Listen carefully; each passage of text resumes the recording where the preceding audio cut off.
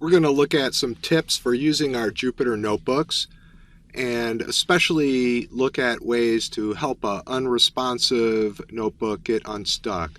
So in this first cell, it doesn't really matter if you understand all this code for any of these. It's just basically what we're going to do here is run a loop that is an infinite loop. This is a while true loop. It just keeps running and running and running, and there's no way for it to stop. And I just made it go in slow motion by adding this little sleep in here. So let's go ahead and run that code, and we can see that it keeps counting up as it goes, and it will keep doing this forever, and I have no way of stopping that because the code doesn't end. So what I have to do is interrupt the kernel. So I can go over here and say interrupt, or I can push this little interrupt kernel stop button right there, and we see it stopped right there, and it gives this keyboard interrupt message here. It looks like an error message. And let's see what the count value is. So right here I have a little variable, and it just counts up 1 each time it goes through, and we saw we ended at 34. And so I'm going to run that cell and see it hits 35. It has actually a higher value, and it got that because the sleep here was waiting, and it doesn't print till the next time it comes through the loop. So we see even though we stop it, we still have our values in memory. Another thing that I can do is restart the kernel and restart and clear output, and then finally a shutdown, which will just reboot my entire operating system that's running my Jupyter notebook. So let's go ahead and just see how we might use some of those examples. We'll come back up to our top one. Here I have a variable called test list, and all test list does is has a list here. This is a list with these brackets, and it has these items in here, and it prints it out, then it adds the list to itself, so it doubles it, and then it adds some more items to the list. So let's just go ahead and run through that code.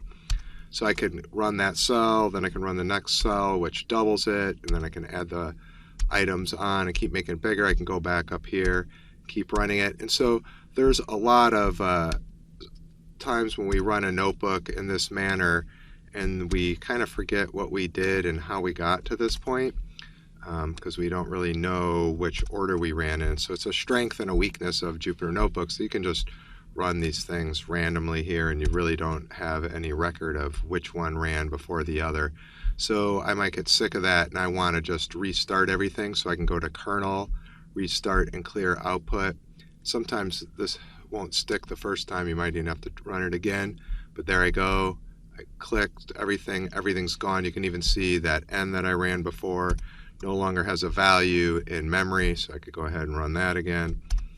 Run that, I can stop it, and then I can get my new value of n.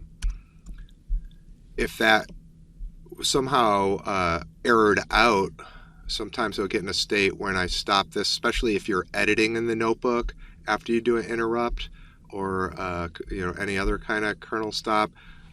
It's common that the values somehow aren't responding, and so you just want to do that kernel, restart, and clear all the output. Just gets rid of all the variables in memory and starts you clean, and just keep going till you don't see. If you see output, you know it didn't work, so you keep running that.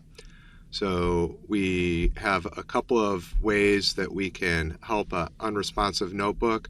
We can just interrupt a particular cell, and then you could rerun that cell. You can go to the kernel button. We can do that same interrupt. We can reconnect to a notebook if it gives us a message like next to this trusted, whether it's connected or not. We can hit a restart, which will just get it running again if it's not connected, or we can clear out the output as well to get rid of the things from memory. And we can shut down, which will take everything out of the Jupyter notebook. It would just restart the entire Jupyter operating system, and then we can just reload this page and start over again.